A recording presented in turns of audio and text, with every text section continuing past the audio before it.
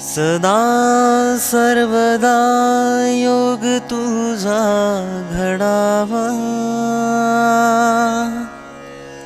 तुझे कारणी देह माझा पडावा, उपेक्षू नको गुणवंतानंता, रघुनायका मागणे हेची आता, मना सज्जना भक्ती पंथेची जावे, तरी श्री हरी पाविजे तो स्वभावे, जनी निंद्यते सर्व सोडून द्यावे, जनी वंद्यते सर्व भावे करावे। जय जय रघुवीर समर्थ। सगळ्यांना आत्मवंदन, सगळ्यांना नमस्कार. तुमच्या आत असणाऱ्या आत्मारामाला माझा नमस्कार. आपण समर्थ बघतोय. एखादा संत ज्या वेळा पृथ्वीवर येतो, तो काहीतरी कार्य घेऊन येतो, काहीतरी करायला येतो. तुम्ही कुठलाही संत निवडा, लोकांचा उद्धार करायला येतो किंवा एखादं विशिष्ट कार्य करायला येतो. त्या त्या भागातल्या लोकांना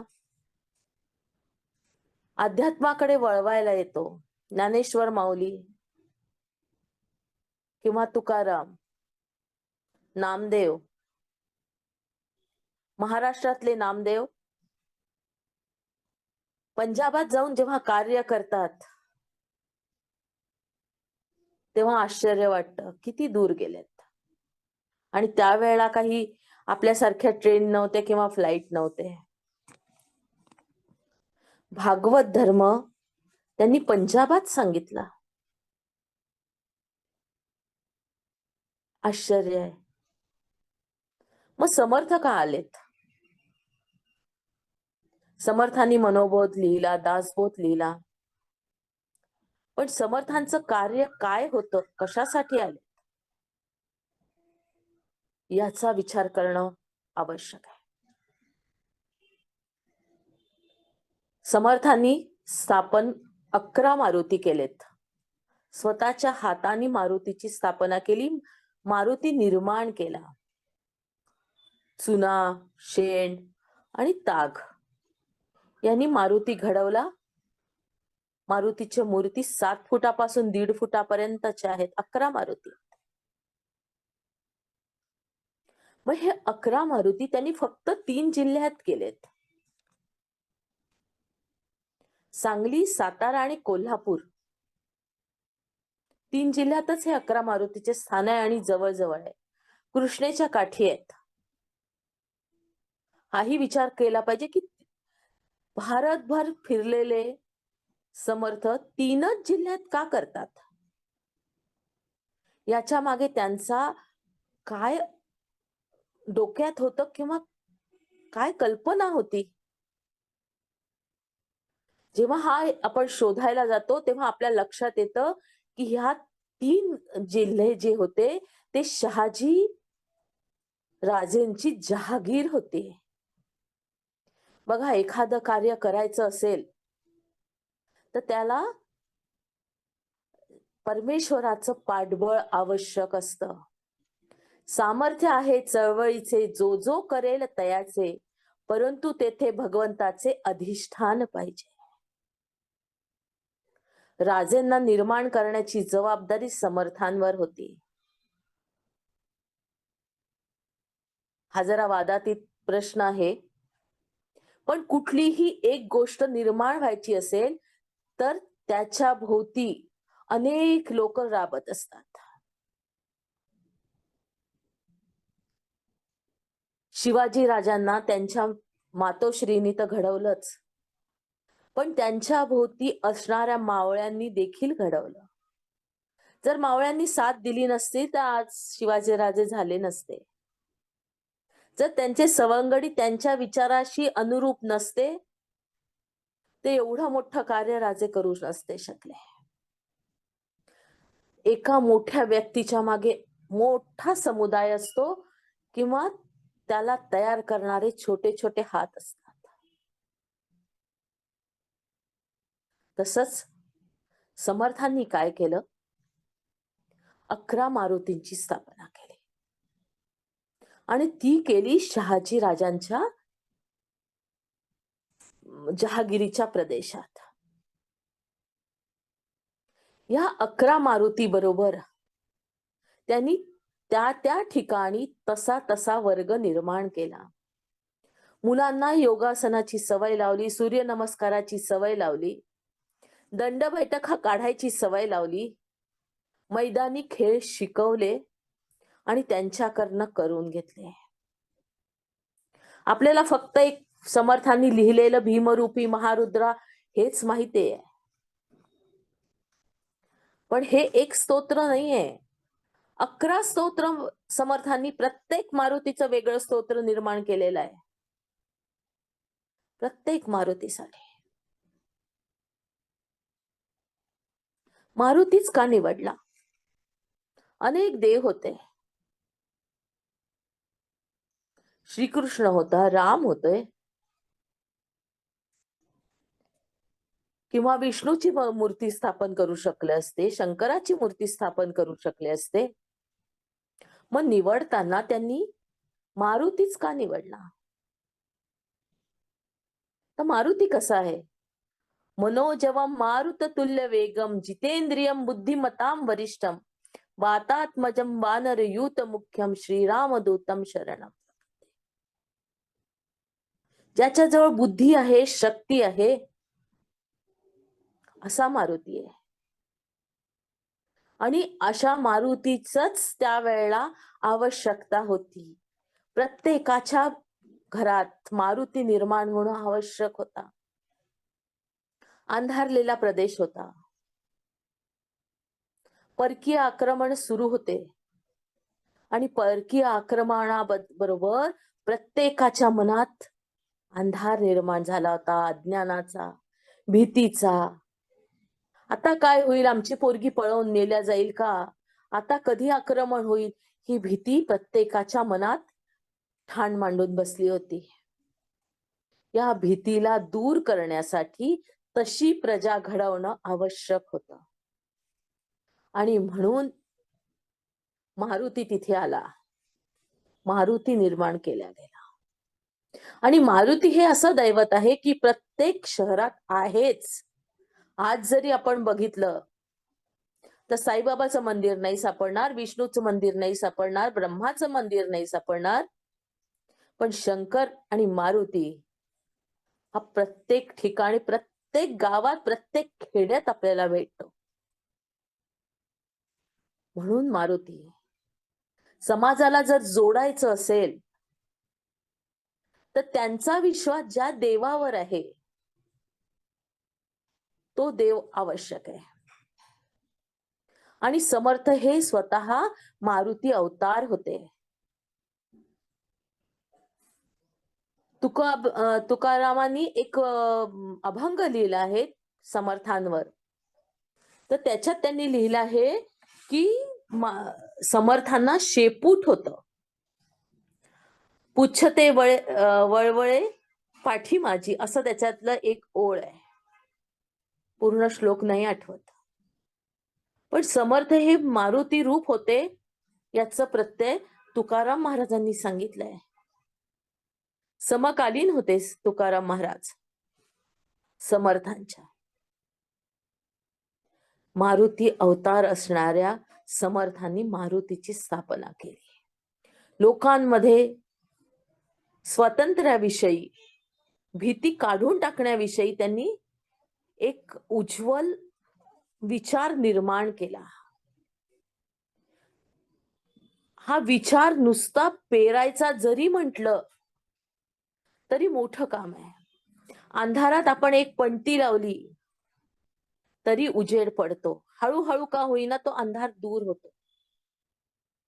तसं समर्थांनी प्रत्येकाच्या मनात मारुतीची स्थापना करून भीती काढून टाकण्याचा प्रयत्न केला. मारुती कसा आहे? चिरंजीव आहे, हाकेला धावणारा आहे आणि रामाचा दूत आहे. जेव्हा रामराज्य निर्माण करायचं आहे त्यावेळेला रामाचा दूत आवश्यक आहे. समर्थांनी 11 मारुतीच का निर्माण केले? तर समर्थ म्हणतात 11 बहु 11 काय 11 कळेची ना, गुप्त ते गुप्त जाणावे आनंदवन भुवनी. बघा समर्थांनी 11चं कौतुक स्वतःच लिहून ठेवलं. 11 बहु 11 काय 11 कळेची ना, गुप्त ते गुप्त जाणावे. प्रत्येक आपण जसं पाहिलं प्रत्येक वर्ड्स मध्ये एक शक्ती असते, तसा हा 11चा आकडा त्यांनी गुप्त ज्ञानाचा आहे असं सांगितलं. त्यांनी मंत्र देताना 13 अक्षरी दिलं, श्रीराम जय राम जय जय राम.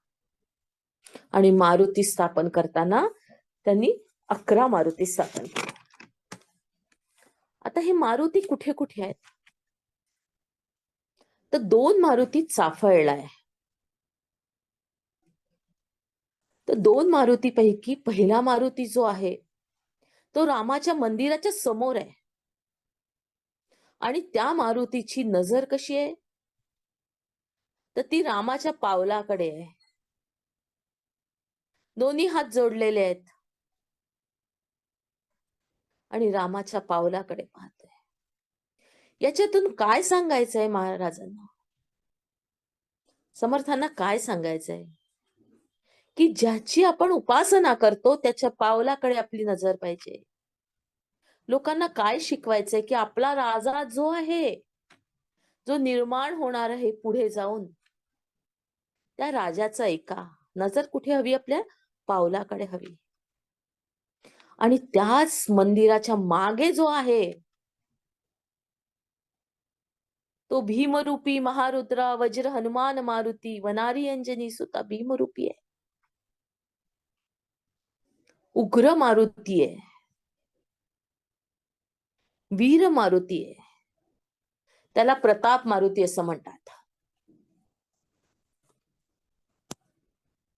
असे 2 मारुती त्यांनी चाफळला निर्माण केले. तिसरा मारुती त्यांनी केलं माझगावला. माझगावला एक मोठा खडक होता, घोड्याच्या आकारासारखा. लोकांनी जेव्हा सांगितलं का हा एवढा मोठा खडक इथे आहे, समर्थांनी त्याच्यातून मारुतीला रूप दिला आणि ते गावाच्या रक्षणासाठी दिलं. लोकांच्या मनात आपल्या गावाचं रक्षण हा करू शकतो ही भावना तिथे निर्माण केली. चौथा मारुती शिंगणवाडीला केला. याला खडीचा मारुती किंवा बाळ मारुती असं म्हणतात. 4 फूट उंची आहे आणि उत्तरेकडे तोंड आहे. काही मारुतीचं तोंड हे पूर्वेकडे आहे, काही मारुतीचं तोंड हे उत्तरेकडे आहे. 4च फुटाची मूर्ती आहे ही. 5वा मारुती उमरजला केला. याला मठाचा मारुती म्हणतात. मठ स्थापन केला तिथे. चुना, वाळू, तण. आणि ह्या मारुतीचं वैशिष्ट्य असं आहे की ह्याच्या खाली, पायाच्या खाली दैत्य ठेवला. दैत्य कोण होता त्या काळात? तर मुसलमान सेना होती. बघा प्रत्येक गोष्ट आपल्याला छोटी छोटी गोष्ट शिकवते. रामाच्या पावलाकडे डोळे असणं म्हणजे रामाचा दास असणं, आणि मारुतीच्या पायाखाली दैत्य असणं म्हणजे प्रत्येकाच्या मनात जेव्हा तुम्ही मारुतीची स्थापना करता तेव्हा तुम्हाला दैत्याला मारायची शक्ती तुमच्यामध्ये येऊ शकते. हे समर्थांनी त्या मूर्तीच्या रूपाने प्रत्येकाच्या मनात वसवलं, त्यांना सांगितलं. प्रत्येक गोष्ट बोलून दाखवायची नसते, प्रत्येक गोष्ट करायची असते. नुसतं बोलून चालत नाही, त्यानुसार त्यांनी तशी मूर्ती स्थापन केली आणि त्या मूर्तीतून संदेश दिला की तुम्ही ह्या दैत्यांचं प्रत्येक जण संहारण करू शकता किंवा त्या कार्याला तुम्ही मदत करू शकता. हा 5वा मारुती झाला. 6वा मारुती मसूरचा मारुती आहे. ही 5 फुटाची उंचीची मूर्ती आहे आणि हिचं तोंड पूर्वेकडे आहे. या मारुतीचं असं म्हणतात की ज्यांना कफाचा त्रास आहे, खूप अस्थमा आहे, असे लोक जेव्हा या मारुतीचा स्तोत्र म्हणतात, मी पहिलेच तुम्हाला सांगितलं की प्रत्येक मारुतीचं वेगवेगळं स्तोत्र समर्थांनी निर्माण केलेलं आहे. तर 6वं स्तोत्र जे काही आहे ते जेव्हा तुम्ही बेंबीच्या देठापासून म्हणता, तेव्हा तुमचा कसाही कफाचा त्रास असो तो दूर होऊ शकतो. समर्थांना पण खूप कफाचा त्रास होता, कारण 12 वर्ष त्यांनी नदीत उभं राहून तपश्चर्या केली नाशिक जवळ. त्यांना कफाचा त्रास सुरू झाला आणि हे स्तोत्र जेव्हा लिहिलं तेव्हा त्यांचा कफाचा त्रास हळूहळू कमी झाला. आपल्याला देखील हा प्रत्यय येतो. आपण जर ते स्तोत्र बेंबीच्या याच्यापासून म्हणजे नाभी चक्रापासून म्हटलं तर आपला देखील कफाचा त्रास जाऊ शकतो. त्याच्यानंतर 7वा मारुती त्यांनी सांगली जिल्ह्यात शिराळ्याला स्थापन केला. ही 7 फूट उंचीची मूर्ती आहे. उत्तरेकडे आहे आणि पूर्वेचा प्रकाश मारुतीच्या वर पडतो आणि पश्चिमेचा प्रकाश पण जेव्हा सूर्य पश्चिमेकडे जातो तेव्हा देखील तो मारुतीकडे बघत बघतच लयाला जातो. जसं कोल्हापूरच्या मंदिरात आहे की एकदा तो प्रकाश देवीच्या पायाजवळ येतो आणि हळूहळू हळूहळू तिच्या हृदयापर्यंत चेहऱ्यापर्यंत येऊन तो निघून जातो. तसंच इथे आहे. इथे पण येणारा सूर्य मारुतीला स्पर्श करतो आणि जाणारा सूर्य देखील मारुतीला स्पर्श करून जातो. शहापूरला 8वा मारुती त्यांनी निर्माण केला. ही उग्र स्वरूपाची मूर्ती आहे. भीमरूपीमध्ये ना, पुच्छते मुरडिले माथा किरीटे कुंडिलेवरी सुवर्ण घटिका सोटी घंटा किणकिणी नागरा पुच्छते मुरडिले माथा. वरती घेतलाय शेपूट. केव्हा घेतो आपण शेपूट? तुम्हाला जर मांजर माहित असेल तर जेव्हा भांडायला येते तेव्हा ती आपलं शेपूट फुलवून टाकते आणि मग अटॅक करते, है की नाही? तसंच ज्या वेळेला एखाद्या वानराला अटॅक करायचा असतो तर तो शेपूट खाली घालत नाही, तो वर घेतो. ही पण एक त्यांनी दाखवून दिलेली गोष्ट आहे की मनाचे तुम्ही खंबीर झालं पाहिजे ज्या वेळा अटॅक करायचा आहे. आणि त्यावेळा अटॅक करणं तर भागच होतं. आजूबाजूला परकीय लोक वेड्यासारखे पसरलेले होते. या मारुतीचं वैशिष्ट्य म्हणजे उग्र स्वरूपाची मूर्ती आहे. त्याच्यानंतर त्यांनी घेतला बहे बोरगावला, सांगली जिल्ह्यात. या मारुतीच्या समोर राम मंदिर आहे आणि मागे शिव मंदिर आहे. अशी ही हनुमानाची मूर्ती आहे. पुन्हा वीर हनुमानाचा इथे पण. त्याच्यानंतर मनपाडेचा मारुती आहे कोल्हापूर जिल्ह्यात. ही 5 फूट उंचीची मूर्ती आहे, उत्तरेकडे पाहणारी आहे.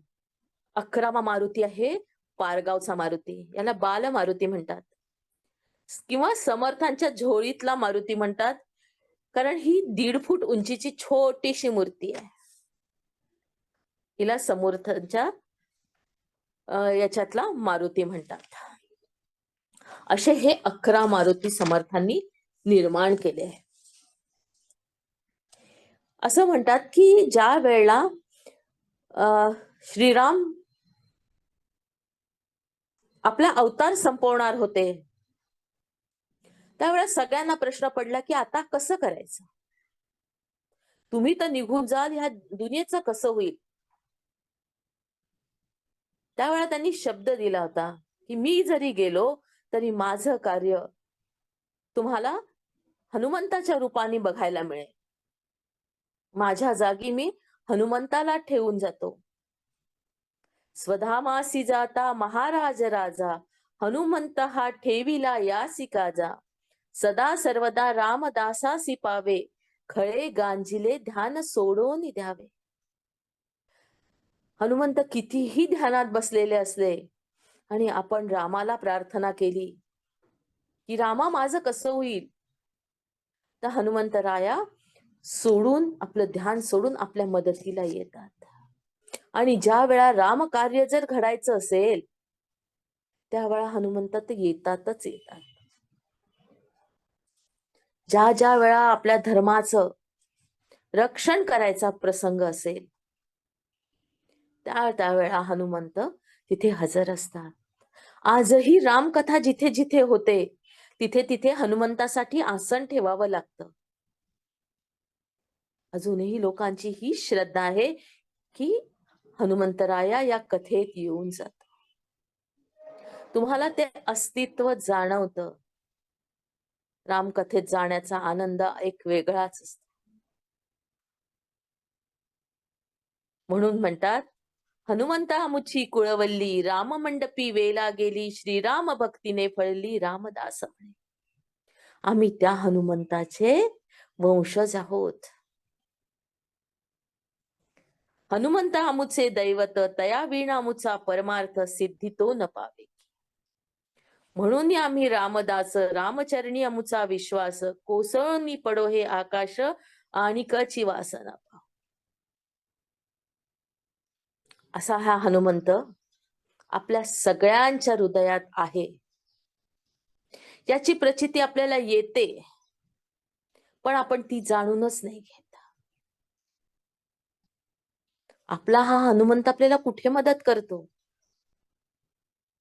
हनुमंताला आपण कुठला रंग लावतो, शेंद्राचा रंग लावतो. आपल्या चक्रामध्ये शेंदूर कुठे आहे, स्वाधिष्ठानावर आहे. स्वाधिष्ठान चक्र कुठलं आहे, पाणी तत्व आहे. दुसरं चक्र आपल्या याच्यातलं, पहिल्या चक्रावर आपण गणपती बसवलाय. गणाधीश जो ईश सर्व गुणांचा आपण दारावर बसवलाय चक्राच्या. दुसरं चक्र आपलं केशरी रंगाचं आहे. पाणी, पाणी म्हणजे काय आलं, चंद्र, चंद्र म्हणजे काय आलं, मन. मनाला ज्या वेळेला कंट्रोल करायचंय, मनोजवम आहे तो. कुठे मदत करू शकतो आपल्याला, ज्या वेळेला मनाला सांभाळायचंय, मनावर आपल्याला विजय मिळवायचा आहे, त्यावेळा त्या मनोजवमला आपल्याला हाक मारता आली पाहिजे. सगळे देव आपल्या शरीरात आहे, फक्त त्याचं स्थान आपल्याला समजलं पाहिजे. ज्या वेळा आपण स्वाधिष्ठानवर उतरतो त्यावेळेला आपण मारुतीरायाला जर प्रार्थना केली की मी मनाने खूप अस्वस्थ होतेय, मी मनाच्या वेगाबरोबर धावते आहे, मला सांभाळ,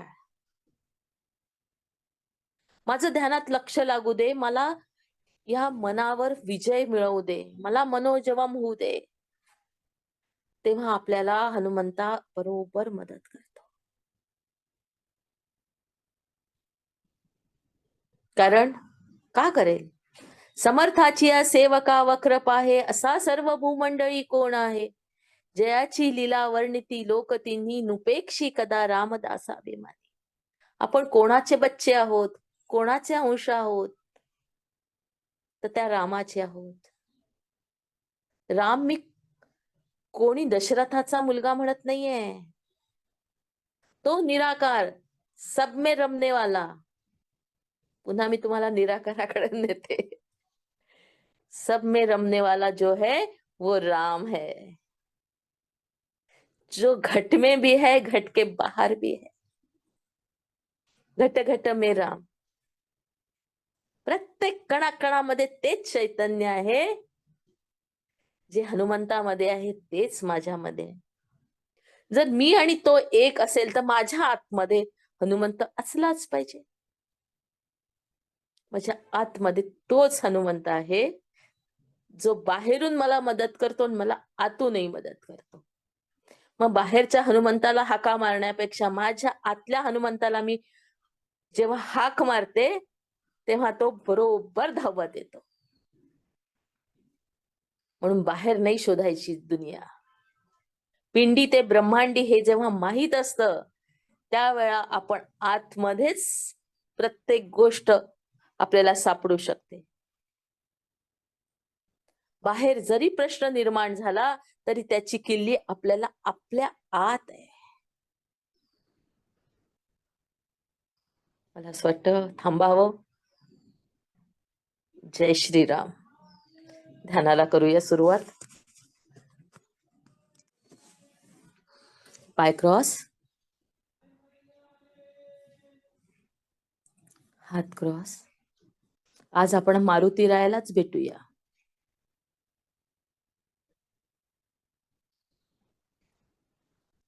डोळे अलगद बंद.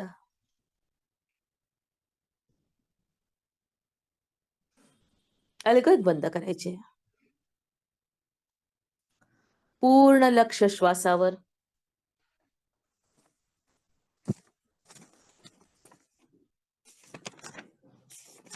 येणारा श्वास, जाणारा श्वास.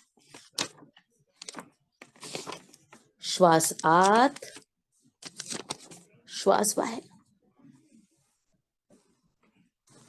श्वास आत, श्वास बाहेर.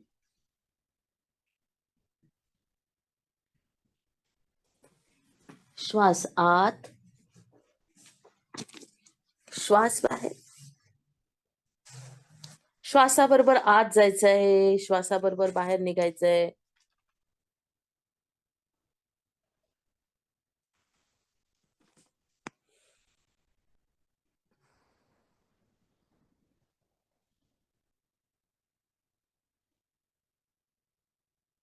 पूर्ण लक्ष श्वासावर येऊ द्या.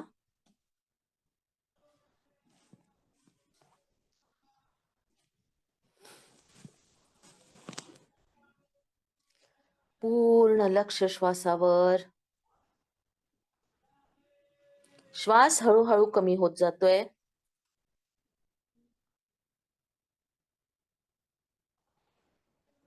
हळूहळू श्वास कमी, शांत होत चालले. पायापासून तर डोक्यापर्यंत संपूर्ण शरीर शिथिल. संपूर्ण शरीर शिथिल.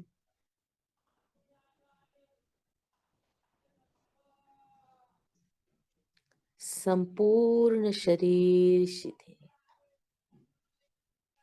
तळपायापासून गुडघ्यापर्यंत एक नजर फिरवून घ्या. शिथिल झालेला आहे. गुडघ्यापासून मांडीपर्यंत ढिलं सोडून द्या. मनाने सांगायचंय शरीराला शिथिल. संपूर्ण पोट, छाती शिथिल. मनाची शक्ती खूप मोठी आहे. सांगा शरीराला शिथिल. दोन्ही हात शिथिल.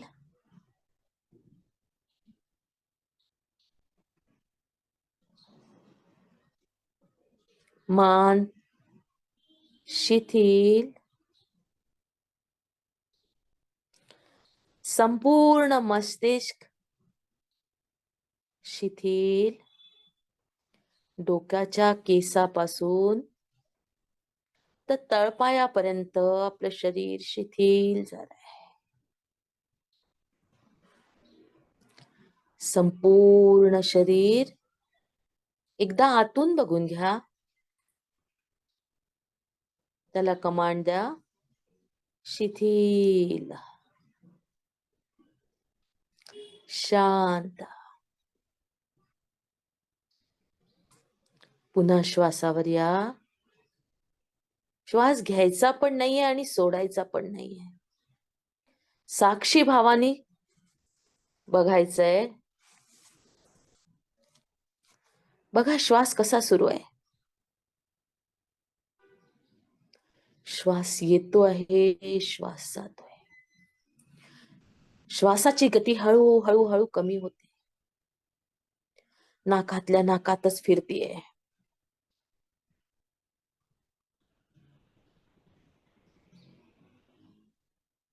स्लो स्लो होत चाललाय. नाकाच्या अग्रभागाला स्पर्श थंड आहे. जातानाचा स्पर्श गरम आहे. शांत, विचाररहित अवस्था. आता या श्वासाला घेऊन एनस पासून 2 बोट वरती आपल्याला स्वाधिष्ठान चक्रावर यायचंय.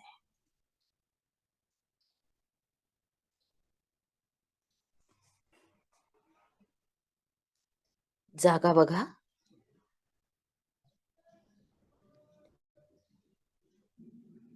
बेंबी पासून 4 ते 5 बोट खाली.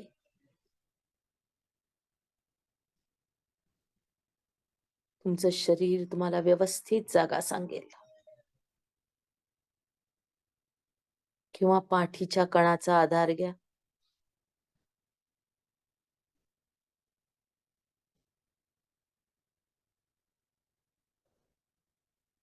चक्रावर या. कल्पना करा, तिथे एक भगव्या रंगाचं फूल आहे. सुंदर असा भगवा रंग. 6 पाकळ्यांचं कमळ.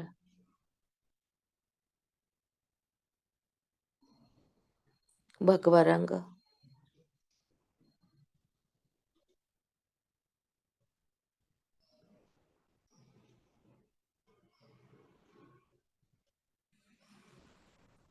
सुंदर असं कमळ. भगवा रंग स्थिर व्हा कमळावर. कमळाच्या बरोबर मधोमध तुम्ही उभे आहेत.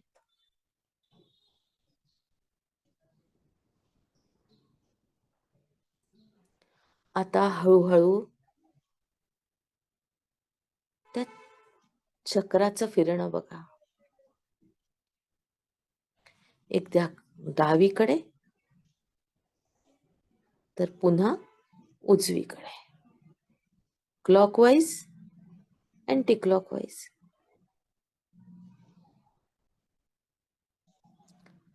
तुम्ही मधोमध चौकोनात उभे आहात. हळूहळू चक्र मोठं मोठं होत आहे.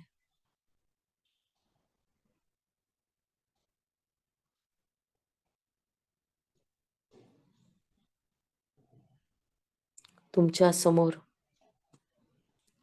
विशाल काय एक वानर बसलेला आहे. सर्वांगाला भगवा रंग फासलेला. पायापासून चला वरती.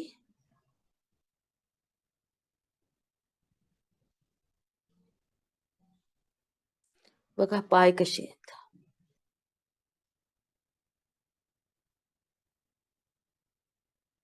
शेपटाकडे बघा. लांब असलेलं शेपूट, ज्यांनी अख्खी लंका जाळली. त्या शेपटात एवढं सामर्थ्य आहे.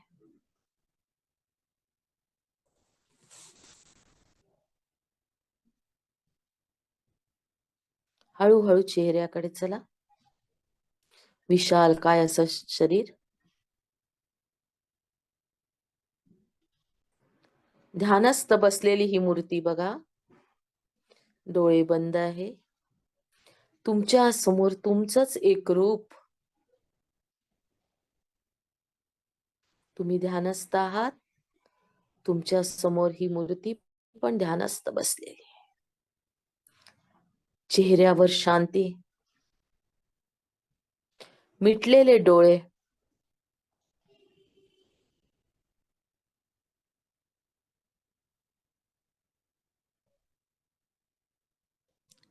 संपूर्ण लक्ष चेहऱ्यावर केंद्रित करा.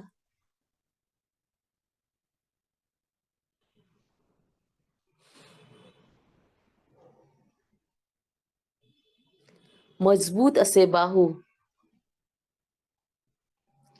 ज्याच्यावर श्रीराम आणि लक्ष्मणांना बसवून अनेक ठिकाणी नेलेला आहे. एका बाजूला श्रीराम तर दुसऱ्या बाजूला लक्ष्मण. दोघांचे पाय देखील यांच्या हातात.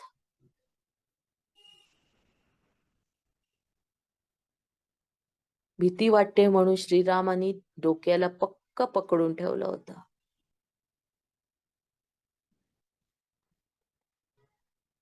लक्ष्मणाने पण पकडलं होतं. डोक्यावर हात ठेवणं म्हणजे गुरुचा आशीर्वाद.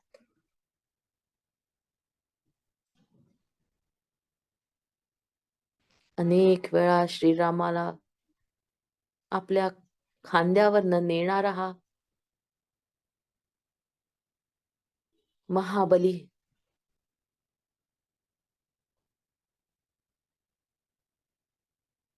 आपल्या चातुर्याने रामाची लंका जाळणारा हा महाबली आपल्या शक्तीने समुद्रावरनं उड्डाण करणारा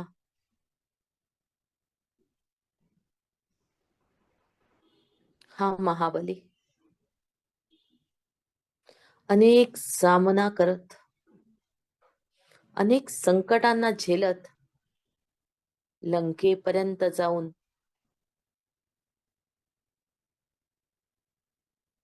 लंकेमध्ये आपलं कोण परक कोण हे आपल्या बुद्धीनी आपल्या चातुर्याने हेरगिरी करणारा हा महाबली. विभीषणाला शोधून करणारा हाच महाबली. सीतामाईला रामाचा निरोप देऊन रामाचं कुशल सांगणारा हाच महाबली.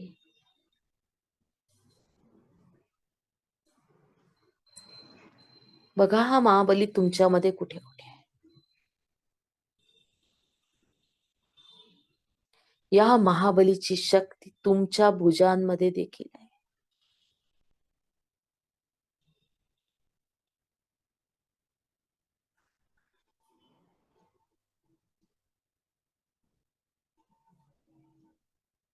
आपल्या शेपटीला ज्या वेळेला कापड गुंडाळलं जातं त्या वेळेला पूर्ण लंका जाळण्याचं कार्य हा करतो. तीच बुद्धी तुमच्या जवळ आहे.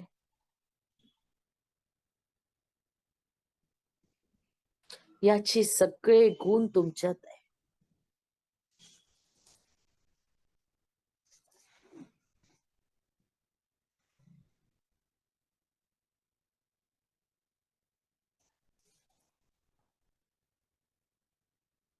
अत्यंत चपळ असलेला,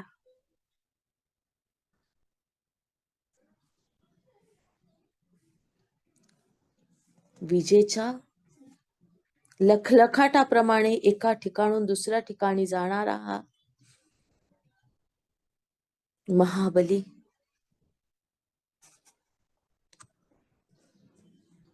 याच सामर्थ्य म्हणजे लक्ष्मणाला बाण लागल्यावर द्रोणागिरी पर्वत अख्खाच्या अख्खा उपटून आणून ठेवणारा हा महाबली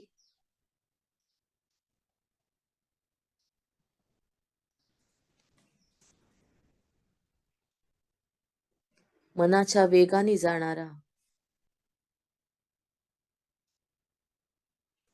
समर्थ याच्याबद्दल लिहून गेले, आणिला मागुती नेला आला गेला मनोगती, मनासी टाकिले मागे गतीसी तोडा नसे. मनाच्या वेगापेक्षा देखील याची गती जास्त आहे. असा हा महाबली आहे.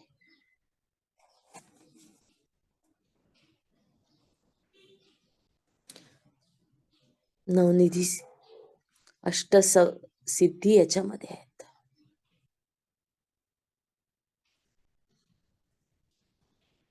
लंकेत प्रवेश करताना यांनी एका छोट्याशा प्राण्याचं रूप घेतलं.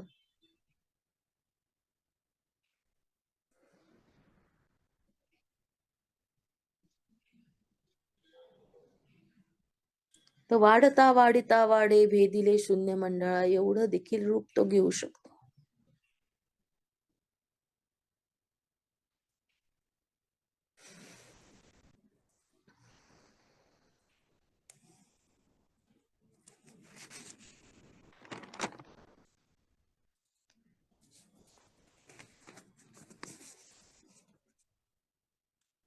अणिमा, महिमा, गरिमा, प्राप्ती, प्राकाम्य, ईशित्व, वशित्व सगळ्या सिद्धी याच्या जवळ आहेत. सकल गुणांचा हा सागर आहे. एवढं सगळं असून देखील दास्य भक्ती फक्त याच्या जवळ शिकावी. याच्यासारखा दुसरा दास होणे नाही. आपल्या गुरुची जेव्हा आपल्याला भक्ती करता येते त्यावेळा मारुती सारखी करावी.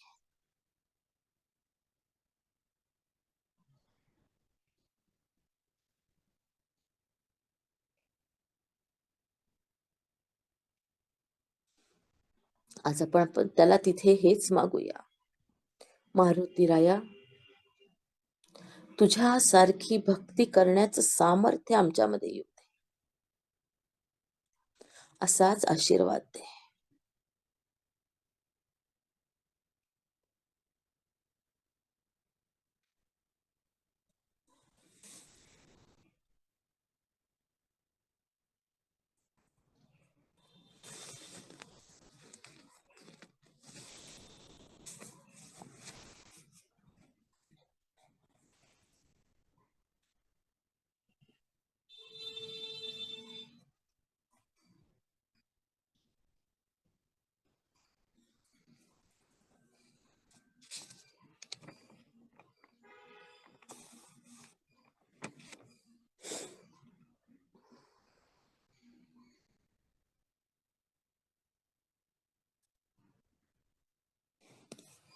मारुती राया, आम्हाला मदत कर. साह्य आमुसी हनुमंत, हनुमंत आमुचे दैवत, तयावीण आमुचा परमार्थ सिद्धी तो न पावे की.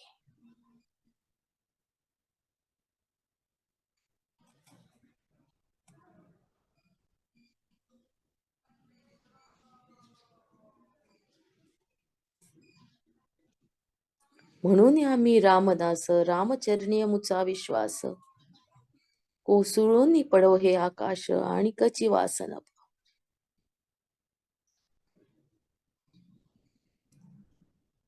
हे आकाश जरी कोसळून पडलं तरी आमच्या हातून आमच्या गुरुरायाचे पाय सुटायला नकोत, अशी भक्तीचं वरदान आम्हाला दे.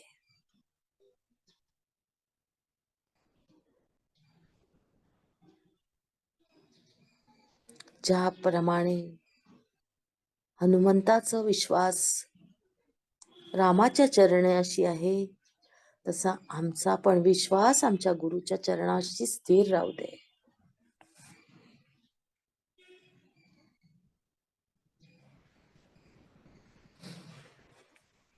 ज्या वेळा आपल्या मनात हा विश्वास निर्माण होतो,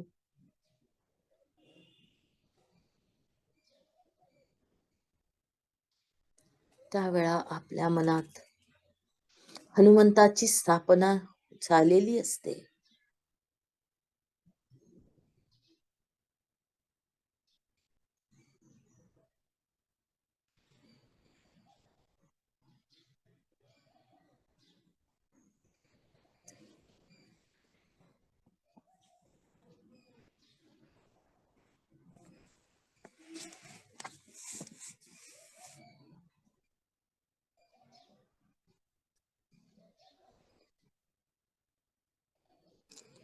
पूर्ण लक्ष श्वासावर केंद्रित. इकडे तिकडे भटकू नका.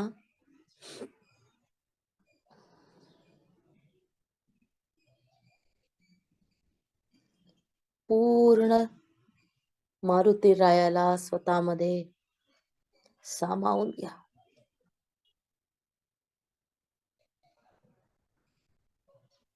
तुमच्या जवळ समोर मारुती राय आहे.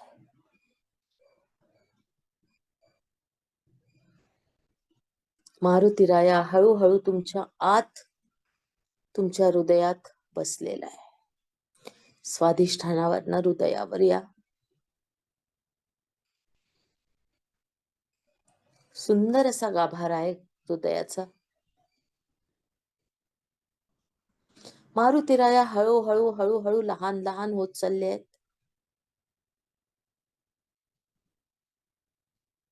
आणि तुमच्या हृदयाच्या गाभाऱ्यात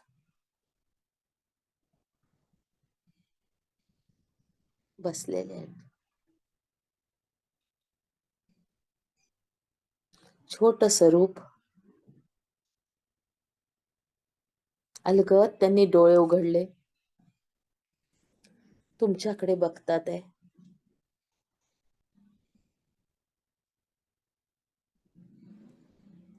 अत्यंत प्रेमळ नजर.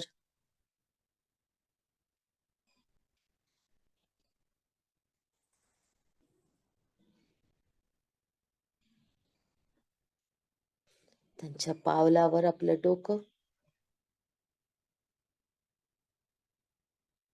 त्यांचा हात तुमच्या डोक्यावर.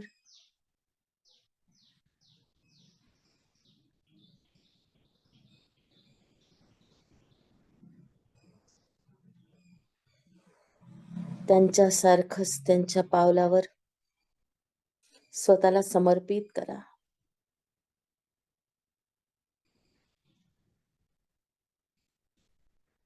आणि आपल्या मनाचे लगाम त्यांच्या हातात सोपवून द्या.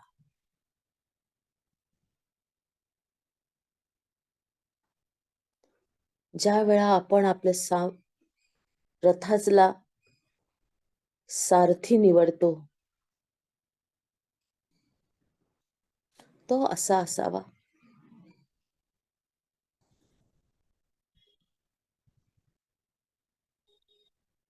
अर्जुनाने सारथ्य श्रीकृष्णाच्या हातात दिलं. आपण आपल्या मनाचं सारथ्य या महाभीमाच्या हातात देऊया. कारण हा मनोजवम आहे.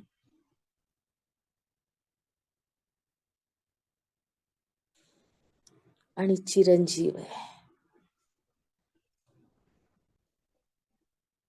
ज्या ज्या वेळेला आपल्याला याची जरूरत पडेल,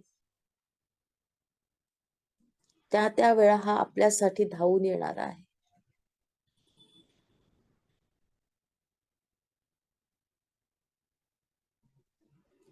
मनाने पूर्ण शरणागती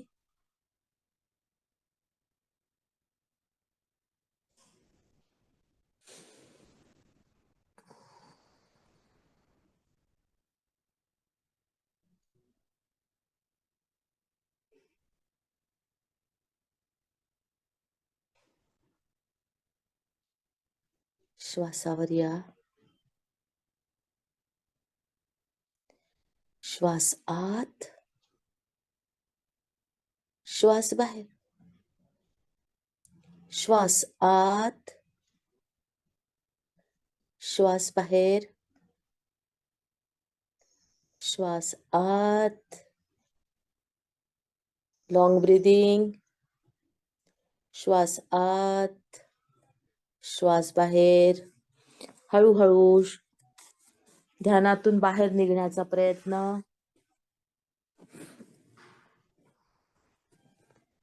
कोणीही डोळे उघडणार नाही.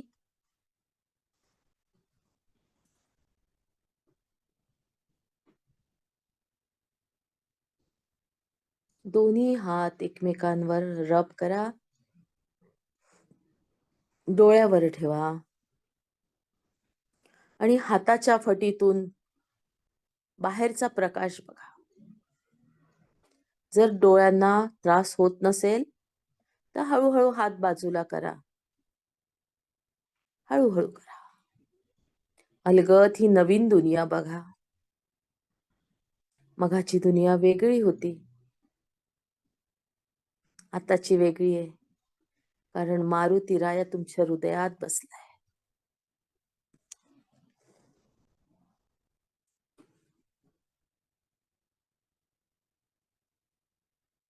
जय श्रीराम.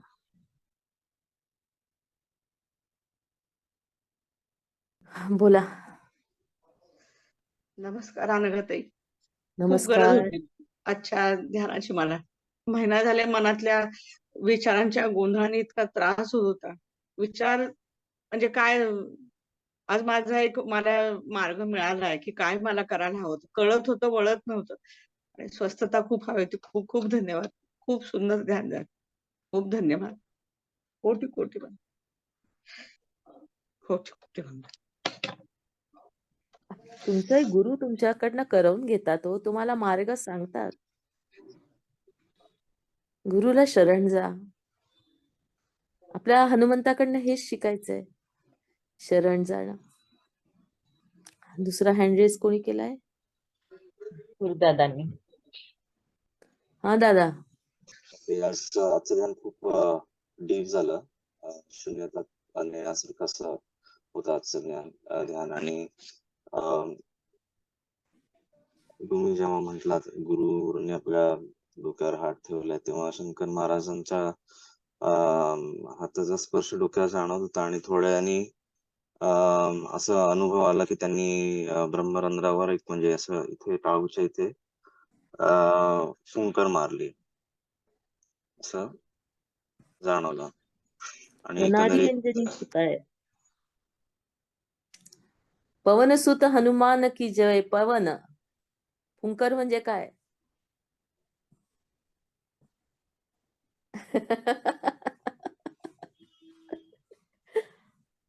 छान झालं आजचं ध्यान.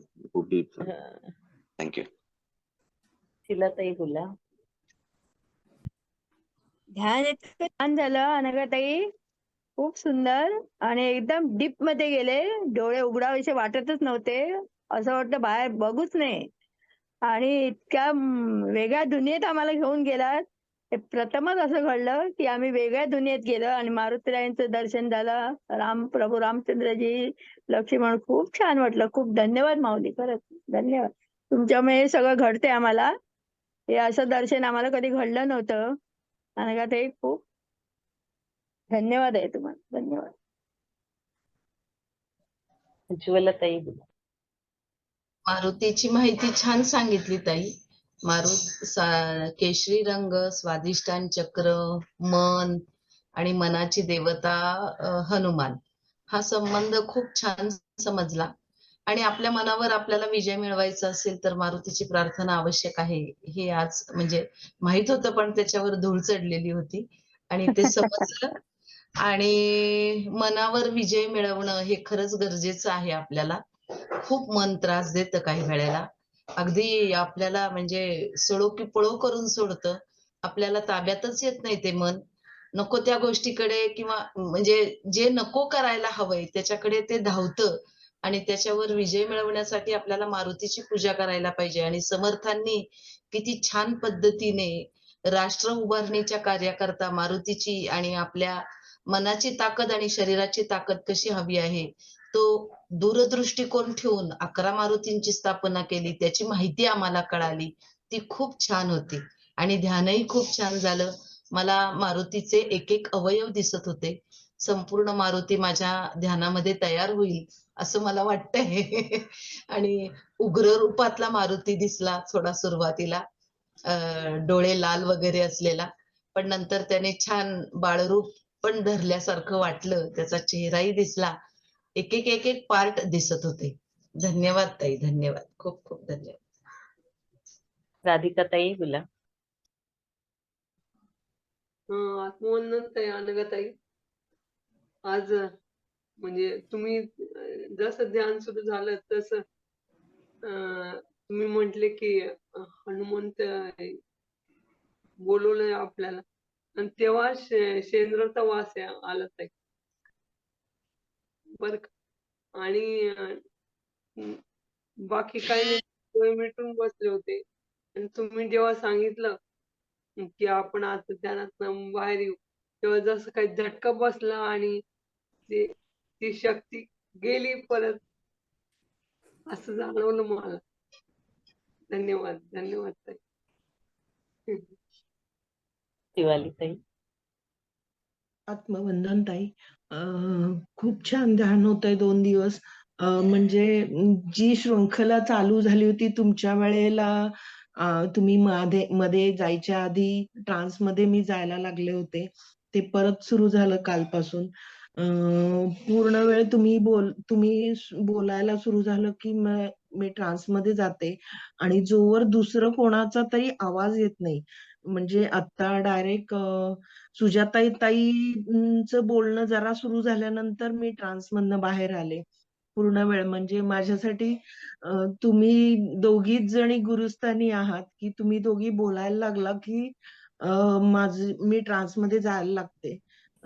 खूप खूप मला शब्दच नाहीत. काल तुम्ही बोलल्या, तुमचा आवाज ऐकला आणि माझे डोळे झरायला लागले होते. मला बोलताच येत नाही ताई.